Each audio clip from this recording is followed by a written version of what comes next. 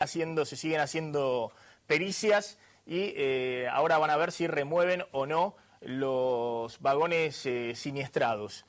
Pero se entregaron, les decía, 15.000 millones de pesos en subsidios. Y estos son subsidios a trenes en el área metropolitana. No estoy contando el negociado con Franco Macri por el Belgrano Carga u otros trenes de carga que también subsidió el Estado Nacional. ¿A dónde fueron los 15.000 millones de pesos de subsidio en todo este tiempo? Porque después vamos a hablar con el experto de la Universidad de San Martín. Todos coinciden que aún entregando esta montaña de subsidios, se hicieron solo el 10% de las inversiones necesarias para tener el servicio en condiciones. Es decir, esta montaña de subsidios fue simplemente a pagar gastos corrientes, a financiar el manejo operativo, pago de sueldos, reparaciones, mantenimiento, seguridad, limpieza y mucha guita, y esto es lo que se tiene que investigar, tal vez volviendo a funcionarios políticos o volviendo a empresas tercerizadas de las propias concesionarias del ferrocarril. La progresión de los subsidios ha sido geométrica. No es solamente que se pagaron 15.000 millones de pesos de subsidios, sino que ha habido una montaña de subsidios que uno ve la curva, la progresión de esos subsidios a lo largo de los años y van creciendo geométricamente. Es decir, es una bola que nadie ha podido parar y que empieza sobre todo a partir de 2006-2007 cuando empieza la inflación. A partir de entonces se empiezan a pagar cada vez más subsidios. Estas son las barritas de lo que se paga por año de subsidios. Esto era hasta el año 2011. Entonces cada vez mayor cantidad de subsidios. E insisto, hasta que llegó Randazzo al ministerio, estos subsidios eran una caja negra. Las auditorías de la Auditoría General de la Nación encendían todas las señales de alerta, porque no se hacían los mantenimientos, porque los subsidios que iban, en muchos casos se sospechaban que volvían, porque quien tenía que hacer las reparaciones era el propio concesionario, era Cirigliano, que estaba de los dos lados del mostrador, tenía la concesión de TVA y al mismo tiempo tenía la fábrica de reparación de los trenes. Entonces le pagaban los subsidios y él se pagaba a sí mismo la reparación de los trenes. Y en el último año y medio, para que se den una idea de lo que ha ido de subsidios en el último año y medio, son casi 7.000 millones de pesos, 6.800 millones de pesos de subsidios desde el 2012 hasta mayo del 2013. Es decir, 15.000 millones en los últimos 10 años, pero en el último año y medio, cada vez más, cada vez más. Esto tiene que ver con un esquema de tarifa congelada durante buena parte del periodo, tiene que ver con una crema que debe haber ahí de corrupción muy grande en el sector ferroviario, pero lo cierto es que todo este dinero que fue a gastarse en los trenes porque no se invirtió, lo único que dejó es trenes en estas condiciones y que terminen en la tragedia de Once o hoy en la tragedia de Castelar. En un ratito vamos a hablar de algunas pericias que ya se han hecho y declaraciones de los funcionarios públicos respecto a lo que sucedió hoy. Hoy había enorme desconcierto en el gobierno, no sabían para dónde apuntar. Pero hay algunas cosas que son concretas. Acá lo que se tiene que determinar es, en este contexto donde el sistema ferroviario durante 10 años fue saqueado con la complicidad de los funcionarios, la pregunta puntual de hoy es, bueno, ¿volvieron a fallar los frenos? ¿Volvió a fallar el material, la guita que ponemos todos los argentinos para tener mínimamente un servicio que ruede sobre las vías? O, y esto lo deslizó Randazzo y los funcionarios públicos, la responsabilidad está en el maquinista. Rubén El Pollo Sobrero, gracias por venir. No, por favor, gracias. Bueno, a ver, ¿qué se está discutiendo en este momento? ¿Qué pasó con la formación de Castelar? En primer lugar, hoy a la mañana temprano, Horacio Caminos, que es el vocero de la fraternidad, el gremio de los maquinistas, antes que incomunicaran a los dos maquinistas de la formación que venía y la que estaba detenida y a sus colaboradores, a los jefes de inspección, ¿no? O los inspectores, a los guardas, están ahora todos detenidos y incomunicados. Me decía Caminos que ellos habían podido hablar con el maquinista y el maquinista le había dicho que los frenos no funcionaran. Sí. Randazzo salió a decir que los frenos estaban en buenas condiciones, que habían sido cambiados recientemente, mostró todas las facturas del cambio de los frenos y que el maquinista no había escuchado las señales de alerta que se habían dado en el trayecto previo a impactar a 62 kilómetros por hora, es decir, muy rápido, muy fuerte. Sí. Por suerte, entre comillas, era una formación que salía de la ciudad en la hora pico. Si hubiese ido en sentido contrario, la tragedia había que multiplicarla por 10. ¿Qué pasó? A ver, no, varias cosas. En primer lugar, lo que falló fue el sistema de seguridad que nosotros tenemos, que evidentemente no... A partir del año 90 se eliminaron, nosotros teníamos un régimen interno, un reglamento interno de seguridad, que eso es lo que te permite no tener accidentes, y con las privatizaciones fue eliminado todo eso, y por ejemplo, hay cosas que dice Randazzo que son verdades a medias, que no tiene por qué conocerla porque no está en el día a día, pero por ejemplo, se plantea... Acá estamos viendo, esta es la formación que impacta, que viene a 62 kilómetros... más atrás, este es el tercer vagón. Ah, este es el tercer vagón que se incrusta... Del que estaba parado. Sí. Que acá es donde está la mayoría de los accidentados. La formación que impacta 2 vagones atrás. 2 vagones atrás impacta... Y lo que pasa es que se incrustaron varios vagones. En la formación esta creo que fueron 4 vagones que se montaron sobre el que estaba adelante. Y acá es donde están la mayoría de los heridos y los 3 muertos. Es acá. Vos estuviste recorriendo esto hoy a la mañana con Sergio Berni. No, estuve charlando con Berni, estuvimos ahí, estuvimos charlando. No, hay 2 o 3 cosas que primero nosotros tenemos que charlar, porque otra vez volvemos a lo mismo que pasó en 11. Todo indica que es la falla humana. En primer lugar, ponerle que haya, si fue una falla humana, si es verdad, la culpa la tiene el Estado.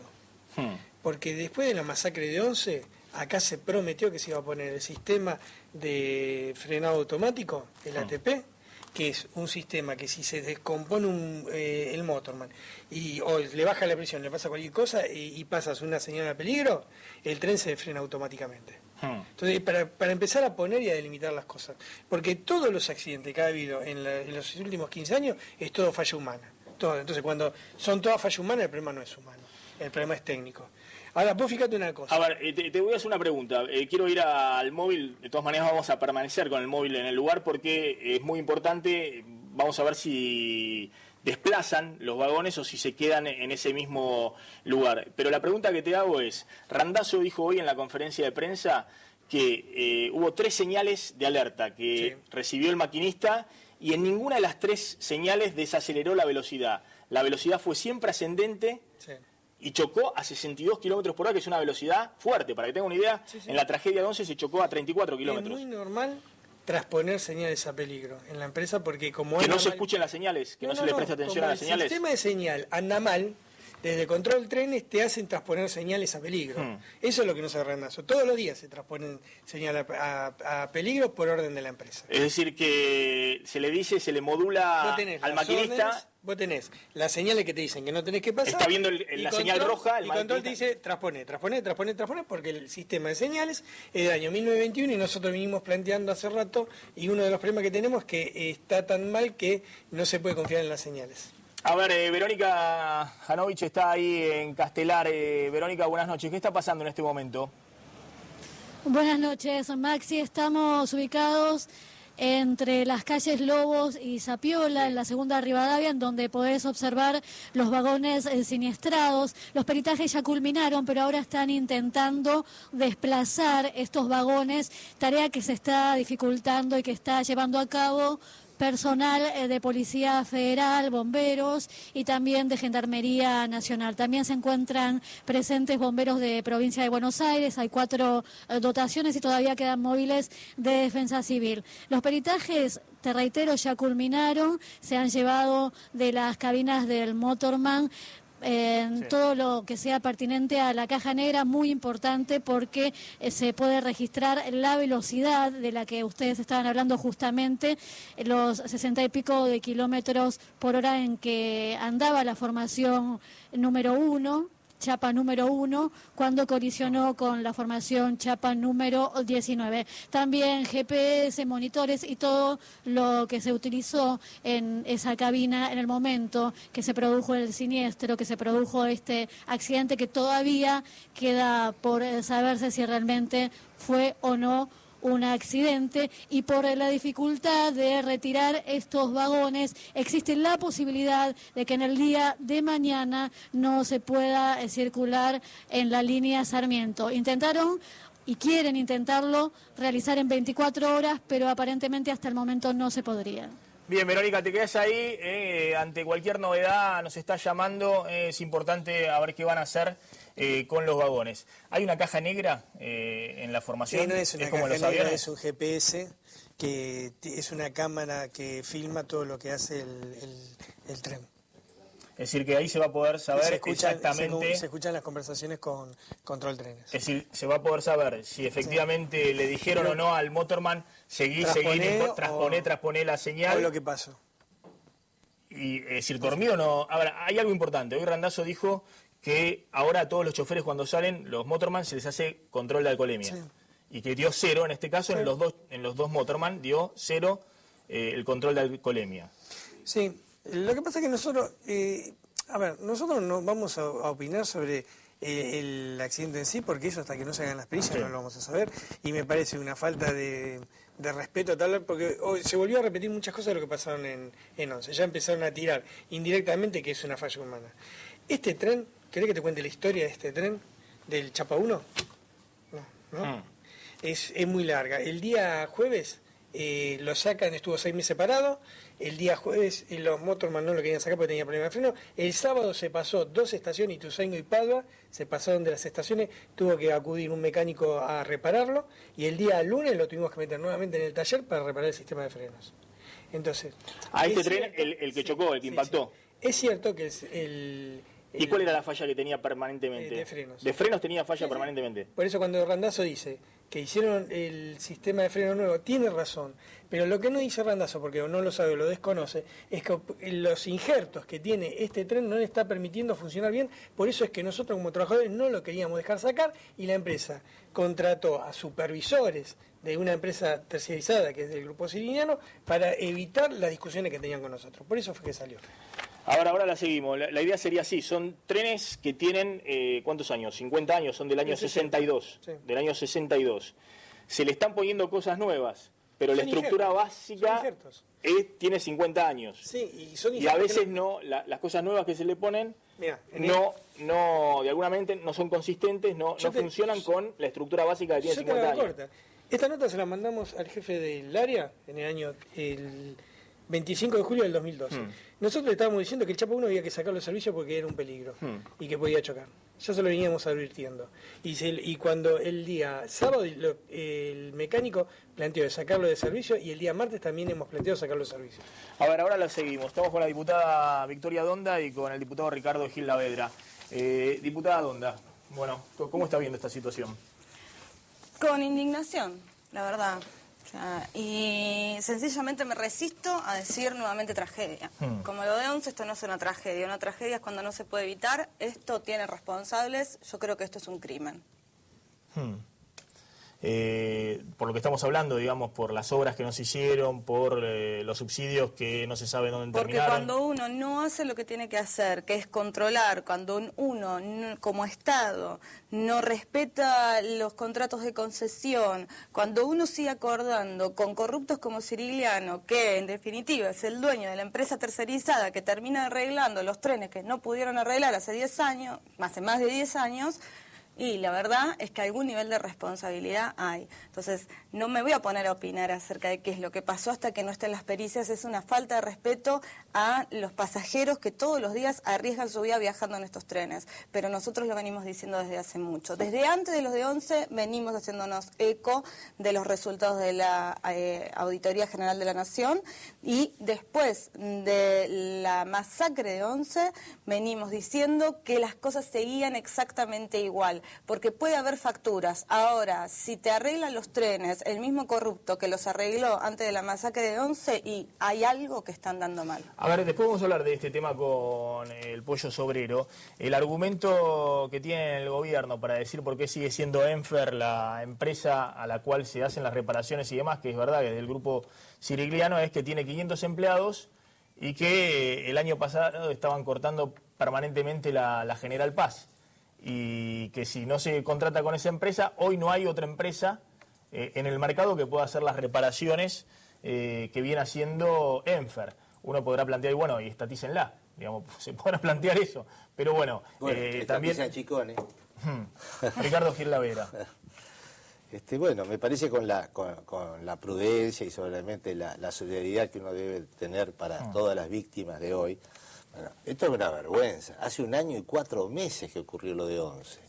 Hace 1 año y 4 meses que pasó lo de Once y ahí se descubrió de que todo el dinero de los subsidios no había ido para el mantenimiento, que el dinero destinado no era el suficiente, de que el Estado no había controlado, un fracaso absoluto de la política ferroviaria. A partir de ese momento dijeron, no, bueno, ahora nos ocupamos. Esto se verán las responsabilidades, pero ahora sí nos vamos a ocupar. Y vuelve a pasar lo mismo. Y sobre todo con los antecedentes que significa no haber permitido ningún tipo de control. Nosotros pedimos, a sugerencia y a impulso de los familiares de Once, conformar una comisión bicameral para poder controlar y poder relevar lo que estaba haciendo el Estado. Por supuesto, el Frente para la Victoria no quiso saber absolutamente nada. Nosotros veníamos alertando de que la opacidad con que se maneja todo el sistema necesariamente podía llegar a conducir a que este hecho se volviera a repetir, y se volvió a repetir. Porque, decía muy bien Sobrero, por uno u otro camino siempre está el Estado. Porque en realidad el Estado es el responsable de que la gente no solamente viaje con dignidad, que viaje segura, porque es el Estado el que tiene que dar que los maquinistas viajen en condiciones, que tiene que dar los controles para evitar cualquier falla. Es el Estado siempre. Y me parece que lo que ha ocurrido acá ya excede, bueno, obviamente toda calificación.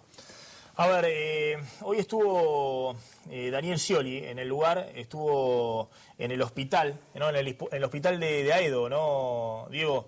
Y dijo lo siguiente, Scioli, muchos interpretaron que era un mensaje a la presidenta, porque Scioli fue y dijo, yo vengo a poner la cara como siempre.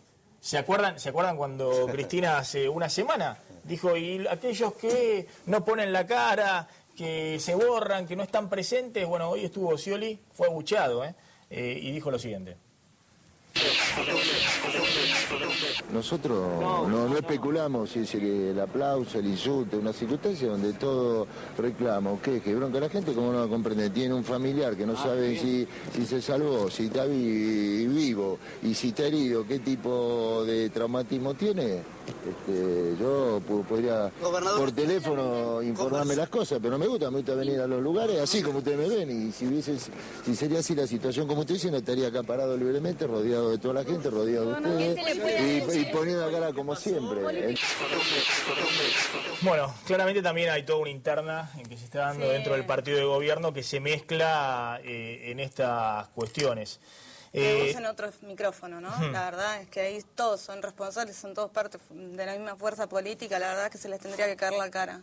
Ahora, hay un corte, ustedes conocen bien la dirigencia política, hay un corte respecto a lo que fue Cirigliano, Jaime, Schiavi en los últimos tiempos. Yo decía por lo menos esto, que se transparente cuántos subsidios se pagan semanalmente. Cosa que antes no existía. Antes creo que los subsidios estaban anotados en una libretita que tenía Jaime en su despacho. Pero no, es que no muera la gente, que la gente pueda vivir con un mínimo de seguridad. Ese es el corte. Esto es lo que es inaudito y es una vergüenza.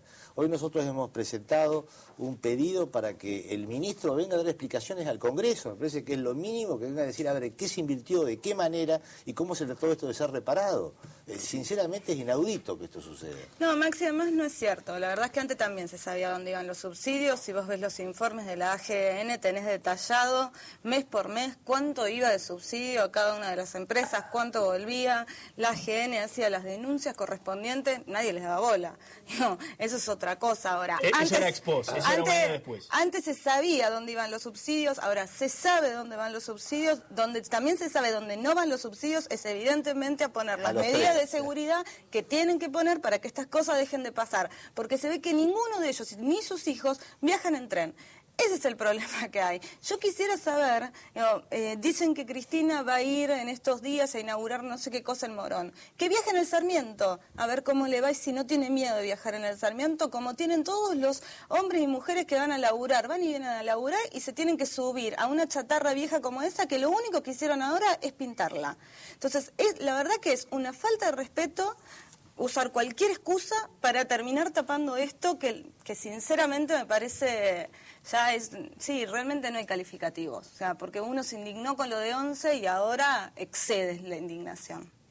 Ya está Pino Solanas en nuestros estudios, que hoy la verdad que fue víctima de algo insólito, ¿no? Temprano, cuando todavía no se sabía cuántos muertos había, cuántos heridos y demás, Diego Genú estuvo tuiteando Luis Delía, ¿no? Y Luis Delía casi como que elaboró una teoría conspirativa donde responsabilizaba a este señor, al diputado Pino Solanas, y al Pollo Sobrero de la tragedia. De la tragedia. Muy temprano, fue lo mismo que hizo Luis Delía en realidad cuando fueron las inundaciones en La Plata. Fue el mismo tipo de razonamiento.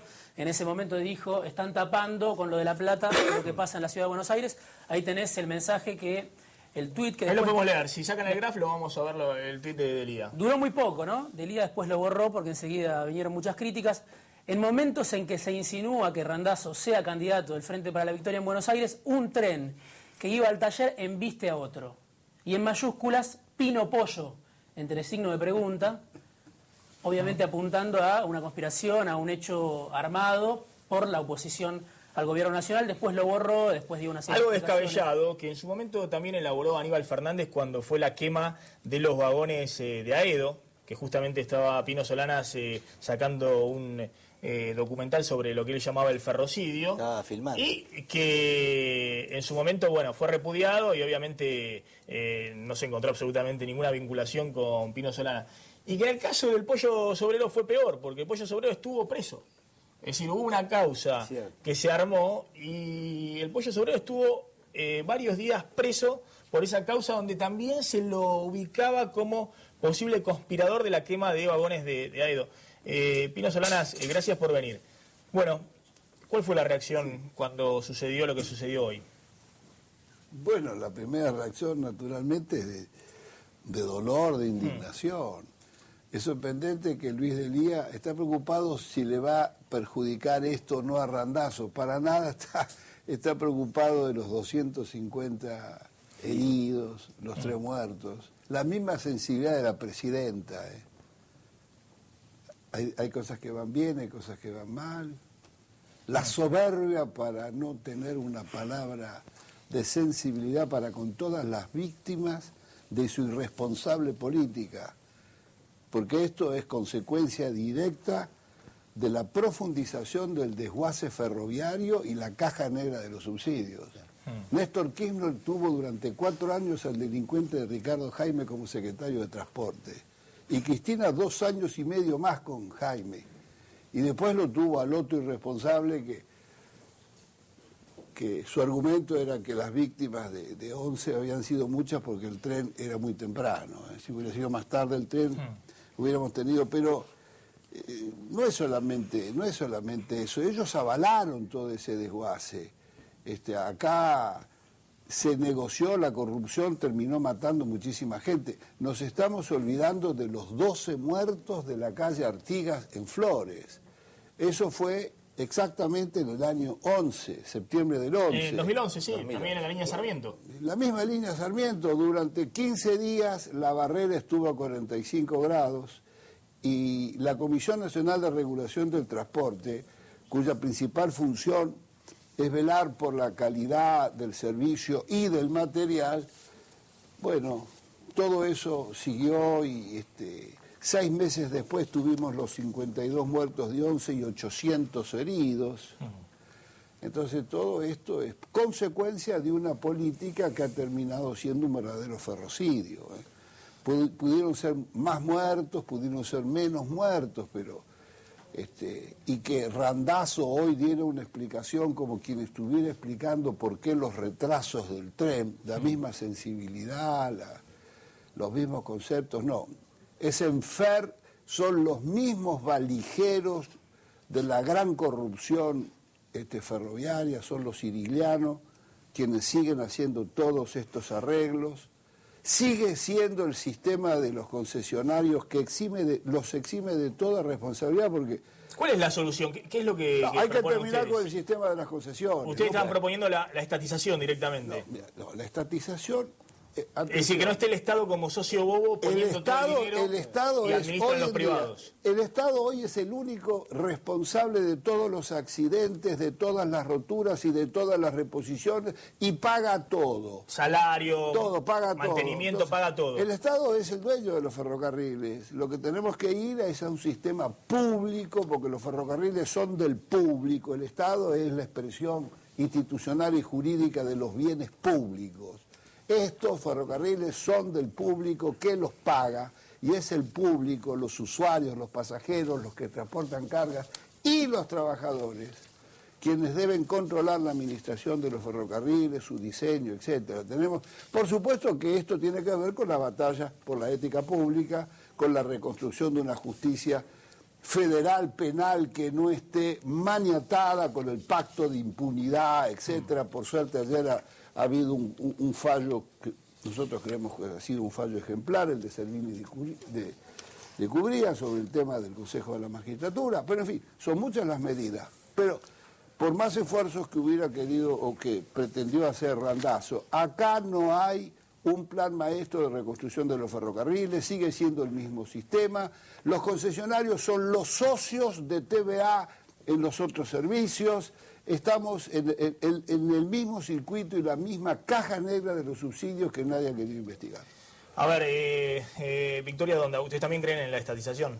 Nosotros presentamos un proyecto para estatizar directamente. Para estatizar con un modelo distinto. Digo, una cosa es estatizar y otra cosa es mantener el modelo de estatización corrupta que tiene, por ejemplo, otras empresas que se estatizaron como aerolíneas. Tenemos un modelo distinto, un directorio diferente, integrado por el público. Creemos en la empresa pública que esté al servicio de la gente, al servicio del pueblo, que podamos viajar y que no tengamos miedo de viajar. Hay varias iniciativas. Pino ha presentado una iniciativa, nosotros hemos presentado otra, la Unión Cívica Radical presentó un plan maestro en materia de ferrocarriles. Es decir, acá es al revés, digamos, la oposición que quiere estatizar, bueno, por lo menos cierta parte de la oposición, seguramente va a haber oposición también a ese proyecto. Sí, pero el gobierno es más dubitativo con esa cuestión. Estatiza otras cosas, pero con el caso del tren... le cuesta ir de sacar estos concesionarios privados del medio. Papel prensa, chicones, toda esta cosa sí, ¿no? Pero en realidad la cuestión es más compleja, es discutir un nuevo modelo ferroviario. Y todas estas propuestas que tienen algunos aspectos coincidentes y en otras divergen, bueno, hay que discutir eso en la Argentina. Y por supuesto, sin corrupción. La barbaridad y el verdadero latrocinio que ha habido respecto de la administración de los subsidios, esto es evidente. Y las pruebas están, dice muy bien que acá esto ya no es solamente irresponsabilidad, esto ha sido criminal, porque la malversación de esos dineros destinados a mantener este servicio en condiciones de seguridad para otros fines o para robárselo, bueno, termina en esto, terminan muertos y en heridos. A ver, Diego Genú, dame alguna información de último momento respecto a lo que se está manejando, las causas del accidente, lo que dijo Randazzo.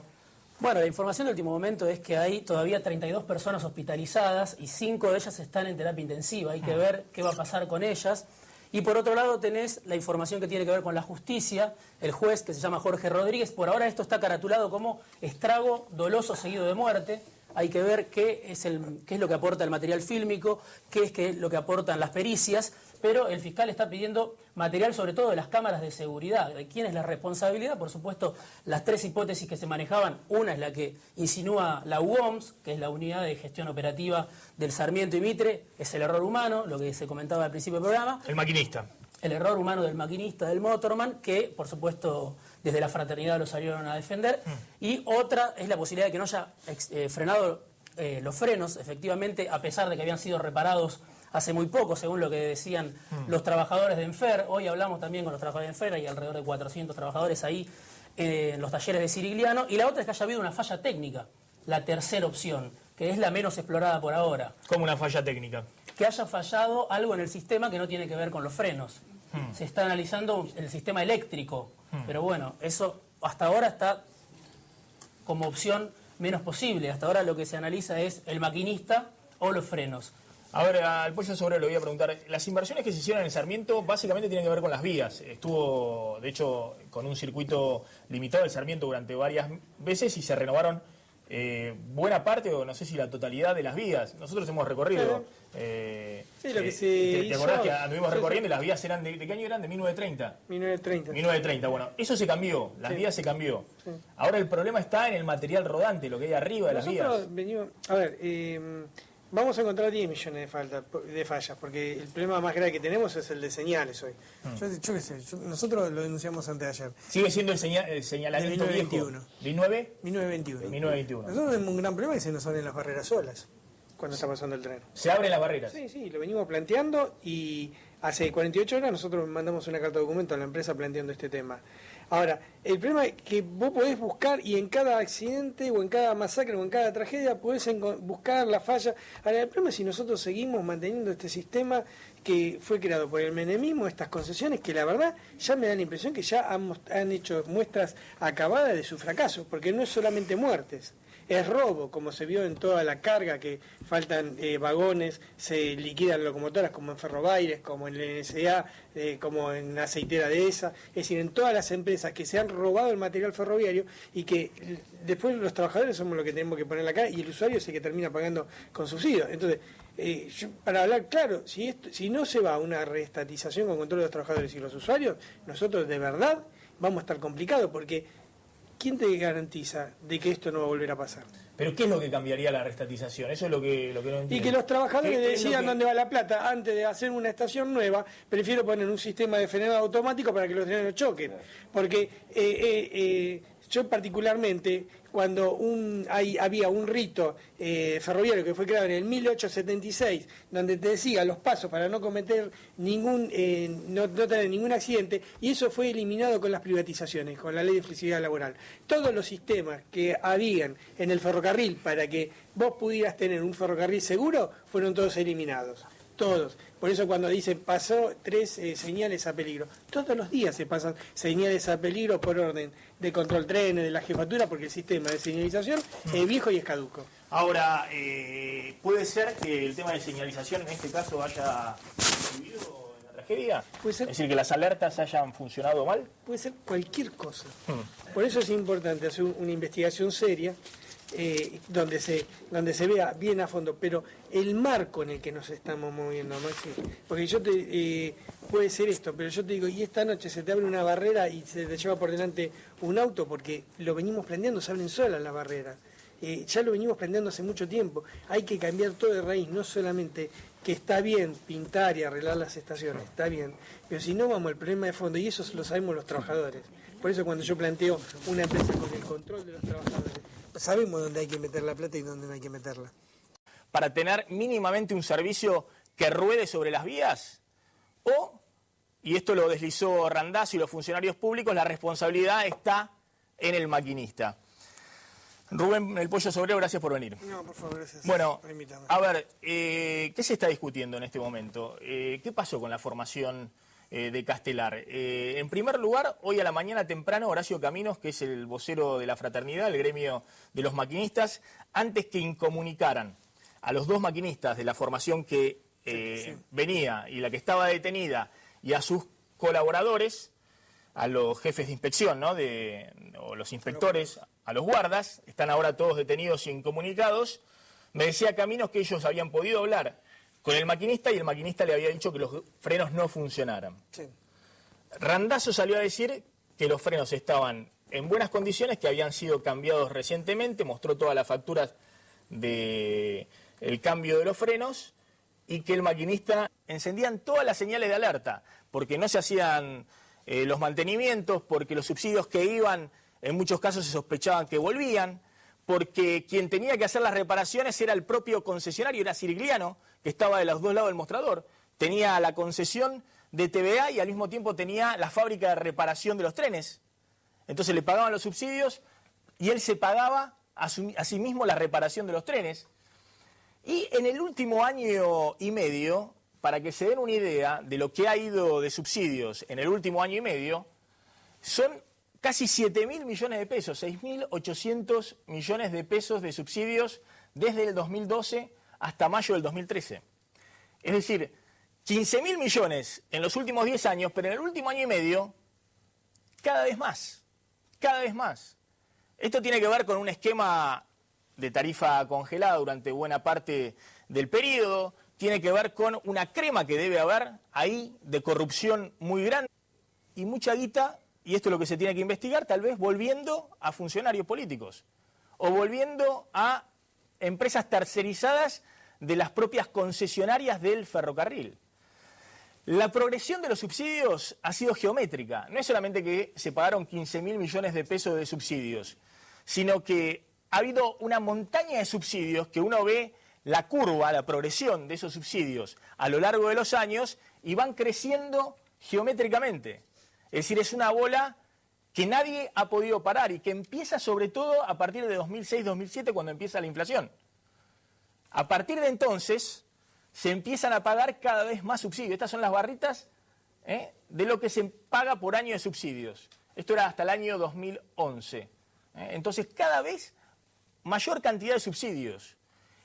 E insisto, hasta que llegó Randazzo al ministerio, estos subsidios eran una caja negra.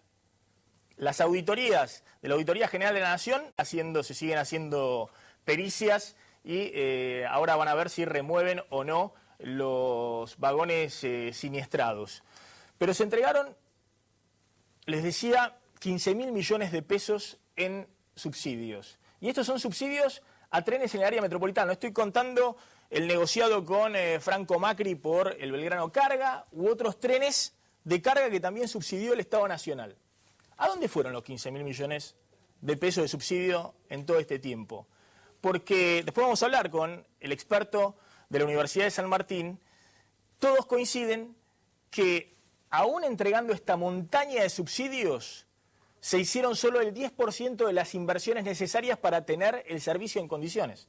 Es decir, esta montaña de subsidios fue simplemente a pagar gastos corrientes, a financiar el manejo operativo, pago de sueldos, reparaciones, mantenimiento, seguridad, limpieza en el sector ferroviario, pero lo cierto es que todo este dinero que fue a gastarse en los trenes porque no se invirtió, lo único que dejó es trenes en estas condiciones y que terminen en la tragedia de Once o hoy en la tragedia de Castelar. En un ratito vamos a hablar de algunas pericias que ya se han hecho y declaraciones de los funcionarios públicos respecto a lo que sucedió hoy. Hoy había enorme desconcierto en el gobierno, no sabían para dónde apuntar. Pero hay algunas cosas que son concretas. Acá lo que se tiene que determinar es, en este contexto donde el sistema ferroviario durante 10 años fue saqueado con la complicidad de los funcionarios, la pregunta puntual de hoy es, bueno, ¿volvieron a fallar los frenos? ¿Volvió a fallar el material, la guita que ponemos todos los argentinos